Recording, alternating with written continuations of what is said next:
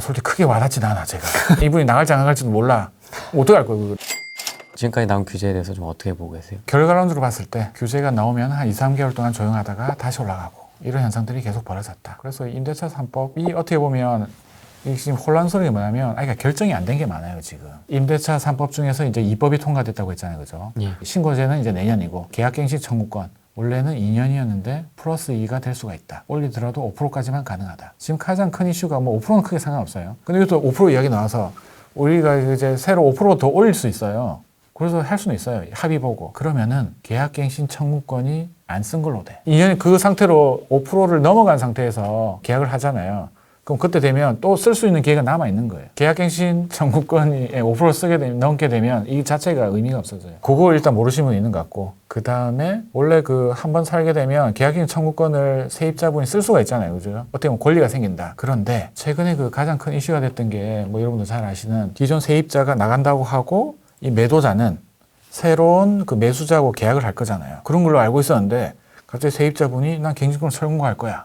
이거 황당하잖아요, 이게. 네. 그거가 지금 아직까지 확정이 안 됐어요, 지금. 이게 워낙 사회적 문제가 되니까 이제 새로운 매수자가 나타났을 때는 세입자한테 물어봐. 나갈 건가 말 건가. 안 나간다고 하면 어차피 계약이 안 되는 거고. 그죠? 네. 나간다고 하면은 거기다 기록을 하는 거예요. 나가겠다. 그렇게 되면 그 이후에 이 사람이 이제 그 안 나가겠다고는 할 수 없는 이런 상황. 근데 그게 아직까지 이야기는 있는데 도입이 안 됐어요. 그것 때문에 지금 이것 때문에 좀 문제가 많아. 그래서 지금 이제 그 가이드라인 비슷하게 이와 같이 이 사람이 나간다고 했다, 세입자분이 나간다는 거를 뭐 문자라든지 어떤 기록이라든지 뭐 음성이라든지 이런 식이 있으면은 안 된다라고 이야기를 하는데 그것도 확정이 아니니까. 이 때문에 지금 사회적 혼란이 일어나고 있다. 그 곁에 보면 지금 임대차법의 가장 큰 문제고 매도인이 법인이다. 매도인이 법인이면 임대차 갱신을 뭐 거부할 수 있는 게 있는 거 있잖아요. 자기가 실입주한다든지 그것도 안 돼. 매도인이 법인이면. 그건 좀 불리한 거죠. 그것도 예외 사항이 있는데 그 예외 사항을 지금 국토부나 이런 데 질의를 했는데 아까 또 답이 없어요. 그게 법인의 직원이 산다든지 아니면 사무실을 쓴다든지 그럴 수 있죠. 그거에 대해서는 아까 답이 없어가지고 이것도 약간 좀 오리무중인 거예요 지금. 또 임차인이 또 법인이면 또 갱신을 또 쓸 수는 없어요 또. 뭐 이런 것들이 있기 때문에 기본적인 안은 있는데 이거에 대한 시행령 같은 것들이 확정이 안 돼가지고 아까 좀 되게 혼란스럽다. 이런 같은 걸 다 떠나버리려면 제일 좋은 거는 일단 세입자분한테 이사비를 주고 그걸 통해 가지고 이제 세입자분이 나간다는 거 이거 쓰고 어차피 이사비를 받으면 끝나는 거니까 그런 식으로 해서 해결하는 건데 저희 또 나온 게 이 이사비도 지금 세금을 물린다. 네. 라는 또 이야기가 있잖아요. 그죠? 그래서 지금 이쪽은 좀 더 이제 명확하게 해야지 서로 이제 혼란스러운 게 없지 않을까 라는 좀 생각이 들어요. 임대차법은 좀 머리가 아프다. 근데 이보다 이제 투자의 개념을 보게 되면 이것 때문에 지금 전세가가 올라갈 수밖에 없는 상황이잖아요. 물건들이 사라져. 왜 기존에 있던 임차인분이 나가고 새롭게 또 물건이 나와야 되는데 이분이 그대로 살게 되면 물건이 사라지는 거고 또 아시다시피 요새 또 실거주 요건이 생겨가지고 집주인들이 이제 또 컴백하는 경우도 많잖아요. 그죠? 그 전세에 대해서. 그러면서 지금 전세가가 너무 많이 올라갔어요. 어차피 2+2 해야 될 거 한번 새로 할 때 확 세게 해버리니까. 그러면서 매가도 올랐지만 전세가도 확실히 많이 올라가지고 요즘 다시 또 이야기 나온 게 뉴 노멀 해가지고 다시 갭이 적어진 상태가 벌어졌다.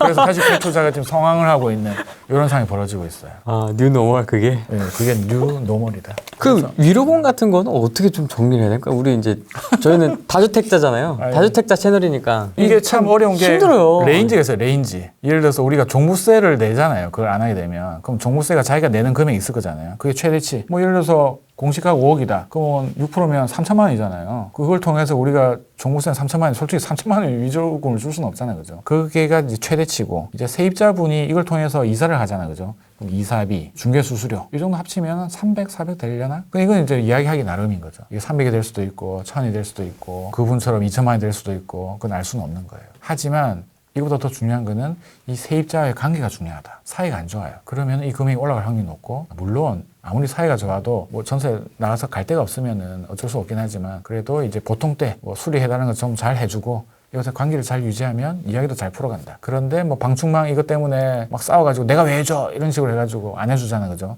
그래서 서로 막 전화도 안 하는 상황이야. 근데 더 이런 상황이 벌어지면 이분이 나갈지 안 나갈지도 몰라. 어떡할 거야 그거를. 그래서 세입자분이 뭐 다른 이야기긴 한데 뭔가 수리 요구를 하지만 무조건 해줘라.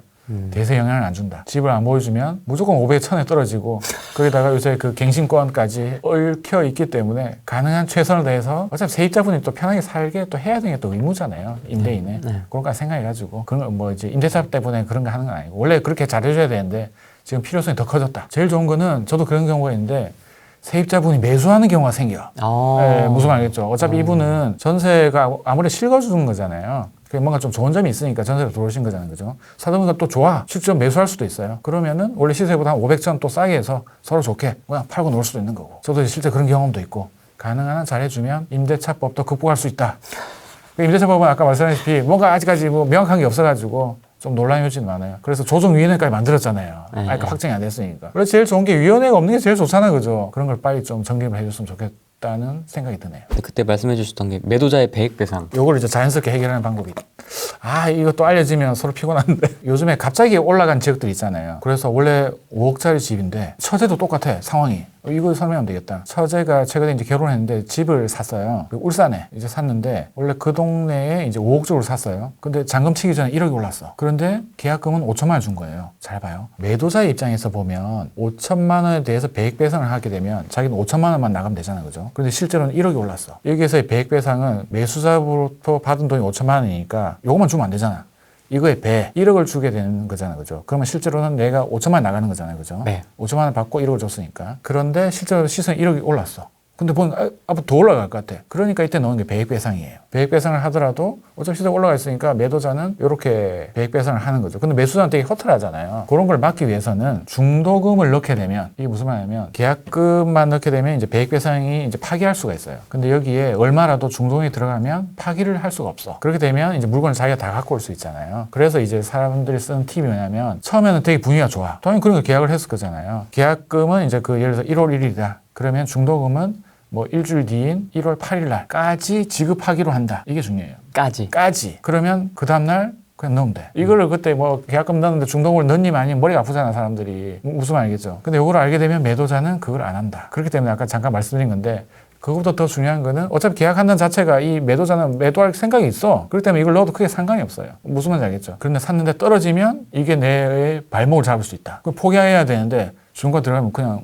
울며 겨자먹기로 사야 되잖아요. 그래서 일단 기본적으로는 약간 미래에 대한 좀 판단이 필요한 거고 지금과 같이 이제 계속 올라가는 확신이 들면 아까 말씀드린 것처럼 중도금을 설정하는 게 좋다. 근데 다시 처제 사건으로 돌아가게 되면 그래서 이제 부동산 사장을 통해서 이게 되게 어려운 게 중도금을 그냥 막 넣자니 좀 그렇고 무슨 알겠죠? 이것 때문에 또 말들도 많잖아요. 넣어도 된다. 안 된다. 뭐 이런 이야기도 많긴 한데 그래서 이제 그 부동산을 통해서 이 매도자분한테 지금 좀 올랐는데 괜찮아요. 왜 좀 물어봤나. 근데 다행히 그 이 매도자분이 다른 데 갈 데가 있어. 그냥 무조건 팔아서 가야 돼. 무슨 알겠죠? 그래서 요건 이제 크게 이제 문제 없는 거. 이 매도자분도 다른 사람들 이것도 많이 올랐어 지금. 그래서 요 올린 거는 아무것도 아니었다. 그래서 이제 그 팁은 아까 말씀하셨다시피 계약 당시에는 분위기가 좋기 때문에 중도금까지 깔끔하게 하는 게 배액 배상을 막는 방법이다. 물론 그렇게까지 했는데도 잔금 때 안 나타나는 사람이 있어. 열받아가지고 그냥 돈 더 달라. 그거는 이제 그 소송의 단계로 우리의 그 세계를 넘어섰다. 네, 그렇게 말씀드리고 있어요. 근데 그런 경우는 거의 잘 없어요. 그런데 최근에 그런 거를 제가 봤어. 주변에 중도금까지 넣고 다 했는데 잔금 때 하기 전에 뭐 얼마나 올랐는지 모르겠지만 7,000원 더 달라고 요구했대요. 안 된다고 하니까 잔금 때 안 나타났어요. 힘들어요. 그거는 진짜 복불복인데. 그 아마 기사가 지금 잘 안 나서 그렇지 사실 그런 지금 상승장이라서 네. 배액 배상 엄청 나올 겁니다. 네, 곳곳에서. 많아요, 배액 배상. 고소득자, 신용대출 규제 이 좀 어떻게 보세요? 그 뉴스가 나와가지고 원래 그거잖아요. 요새 이제 그 무주택자 분들이 상당히 힘들잖아요. 정부의 지지는 알겠어요. 연걸 투자를 막겠다. 원래 대출이 요새 많이 줄었잖아요, 그죠? 부동산은 대출금이 많이 줄기 때문에 거기에다가 플러스 알파로 자기가 이제 고액 영무자 같은 거는 신용대출 잘 놓으니까 그걸 이용해서 원래 좀 사다리를 타서 이제 올라가려고 했는데 이제 그것도 막으면서 사다리를 또 걷어찼다. 이런 여행이 또 많잖아요. 그죠? 근데 어떻게 보면 그 대출을 막으려면 신용도 높은 고소득자 말고 신용도 낮은 분들을 원래 또 해야 되잖아요. 그 어떻게 보면 이제 큰 맥락에서 좀 안 맞는 것 같고 그 의도는 알겠는데 어쨌든 이제 더 이상 연끌 투자를 통해 가지고 사지 마라라는 이야기잖아요, 그죠? 연끌하지 마라. 예, 그러니까. 그래서 이런 이야기는 전부터 조금씩 있었어요. 그래서 진짜 필요하신 분들은 아마 이전 했었지 않았을까. 이게 또 중요한 포인트는 이런 것도 부동산 바닥에 있어야지 이런 소식을 알게 되는 거야. 없는 상황에서 갑자기 이런 이야기 들으면 미리 알 수는 없잖아요, 그죠? 그래서 이 동네에 역시 오랫동안 붙어 있어야 된다. 이미 벌어진 일이에요. 이제 안 되잖아. 뭐 어떻게 알겠어, 그거를. 그 전에 미리 대처를 했어야지. 그렇게 하려면은 이렇게 또 부동산 모임도 가시고 이렇게 막 투자 이런 방도 계시고 이렇게 유튜브 듣고 계시면 아마 이런 낌새가 있다. 이런 식으로 어느 정도 좀 돌았어요. 신호를 막는다. 이런 얘기도 좀 뉴스 나오고 했는데 아예 외부에 있으신 분들은 그 뉴스 자체 또 생활 바쁘니까 또 쉽지 않잖아요. 그죠? 어떻게든 자기가 좀 부동산 매수 쪽이면 일단 부동산에 관심을 가지시고 이렇게 뭐 카페라든지 뭐 단톡방이라든지 수업이라든지 이런 식으로 해가지고 어떻게 좀 끈을 놓지 않는 상황이 되면 좋겠다. 이런 또 원론적인 말씀을 드리네요. 저도 고액연봉자가 아니고 무주택자가 아니라서 솔직히 크게 와닿진 않아 제가. 근데 진짜 좀 안타까운 게 어떻게 보면 이제 계속 살기가 있었는데 또 못 사신 분들은 이걸 통해 가지고 또 안 되니까 좀 안타깝죠. 종부세의 그 기본 개념이 그거잖아요. 개인별 과세. 인별과세. 예, 인별과세. 인별과세이기 때문에 가능한 한 그 자기 세금을 줄이려면 절세 방안을 찾아야 되는 거죠. 개인 같은 경우에서는 6억까지 공제다. 그러면은 시세로 치면은 한 8억? 이 정도까지는 개인이 갖고 있으면은 종부세를 안 내요. 그 정도 수준이 됐어. 그러면은 어떻게 돼? 자기 배우자가 있으면 배우자한테 넘겨야지. 그래서 적절하게 이렇게 나눠가지고 만약 보유를 해서 그 정도 수준. 예를 들면 이제 한 사람이 다 몰아서 있으면 종부세 훨씬 더 많이 나오니까 나누면은 12억까지 공시가로 그거잖아요. 6억이면 비과세니까 이런 식으로 하시면 되고 그 다음에 세대별로는 이제 9억까지니까 이게 한 13억 정도까지는 아마 비과세가 될 거예요.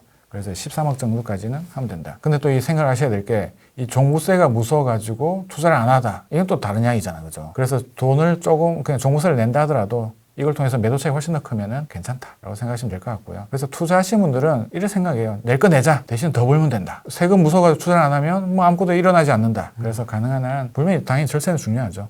그래서 원래는 이제 종부세 안 내려고 이렇게 이제 또 다른 개인이 원래 법인을 만들었는데 이제 법인이 딱 이게 타격을 받고 나서 예전보다는 좀 힘들어진 상황이었다. 개인 포트폴리오는 비중이 어떻게 되세요? 개인이 있고 법인이 있고 이거 살 때는 법인으로 사고 뭐 이런 기준이 있으세요? 개인으로 이제 그 계속 담으면 종부세가 나올 거잖아요. 그죠? 그리고 원래 또 예전에 그 법인의 그 장점이 취득세도 있었고 양도세, 종부세 이런 혜택이 있어가지고 원래 나눴었는데 지금은 아시겠지만 법인을 가지고 있으면 종부세가 많이 나오기 때문에 이게 짧게 하는 거 말고는 좀 담기가 좀 힘들어요. 그래서 이제 그 물건들이 많이 계신 분들은 요새 막 줄이고 있어요. 이렇게 너무 크게 안 하고 개수도 일단 줄이고 요새 그 개수가 중요하잖아요. 그죠? 개수가 뭐 3 이상 늘어나면 전부 다 이제 뭐 과세가 크니까 그래서 가능한 한 줄이는 방향으로 하는데 또 최근에 또 어떤 분들은 100개가 있었는데 50개로 줄였더니 현타가 왔대요. 물론 돈을 많이 벌었는데 그 와중에서 판 것들이 더 많이 오르고 앞으로 이 돈으로 살려고 하니까 종부세 그 취득세가 너무 높아가지고 뭐 겁난데 약간 그런 경우도 있고 낼 세금은 세금이지만 더 벌면 된다라는 생각을 저도 갖고 있어요. 그래서 올해도 많이 팔아서 지금 많이 좀 슬림화 시켰어. 그런 상황인데도 뭐 좋은 것들은 이제 갖고 있는 거죠. 그래서 가능한 갖고 있는 중에서 좋은 애들 남겨놓고 그 다음에 안 좋은 것들은 좀 팔고. 근데 문제는 안 좋은 건 잘 안 팔리고 좋은 게 팔려. 이게 현실이잖아요. 그죠? 그래서 가능한 잘 갖고 있는 걸 좋은 걸로 많이 담아야 된다. 그 앞으로는 어떻게 좀 투자 계획을 좀 잡고 계세요? 어떤 방향으로 좀 더 투자를 집중해야 되겠다. 투자에도 이제 여러 가지 방향이 있는데 분양권도 재밌더라고요. 최근에 막 열심히 하다 보니까. 그리고 갭 투자는 갭 투자대로 하고 그다음에 요새 또 이 재미를 붙인 게 그 재개발 재건축 이쪽으로 좀 관심을 가지고 있어가지고 이쪽으로 계속 좀 연구를 좀 하고 있어요. 뭐 요즘 수업할 때도 그런 거 있잖아요. 한 지역에 어차피 주택에는 뭐 크게 세 축이 있잖아요. 그죠? 분양권, 갭투자. 갭투자는 그 기존 주택이잖아요. 그죠? 그 다음에 이제 재개발, 재건축, 제재. 이런 것들을 이제 한 도시 내에 모든 걸 다 리스트해가지고 알고 있으면은 어차피 모든 정보를 다 알고 있는 거잖아요. 그렇게 하기 위해서는 실제 이제 투자도 열심히 해야 되고 지금은 이제 새 아파트가 이슈가 되는 거잖아요. 곧 새 아파트가 될 분양권. 앞으로 새 아파트가 될 건데 지금 할인이 되어 있는 재개발, 재건축 이런 입주권들. 이런 애들이 어떻게 보면 이제 좀 더 계속 관심을 가지고 하는 게 아닌가 이렇게 생각하고 있습니다. 이제 어차피 좋은 것들은 전매제한 때문에 살 수 없잖아요, 그죠? 그렇기 때문에 앞으로 좋아질 애들을 좀 사서 그래서 저도 이제 각 지역마다 이제 조그만 것들을 여러 개 하고 싶지 않고 이제는 각 지역마다 제일 좋은 거 하나씩. 저도 그렇게 하고 싶어요. 누군가 이야기하는 해운대구에 좋은 거 제일 좋은 거 하나 갖고 있고. 그냥 대구 수성구 하나 갖고 있고 광주에 또 좋은 거 하나 갖고 있고 뭐 이런 식으로 해보고 싶은 생각이 있습니다.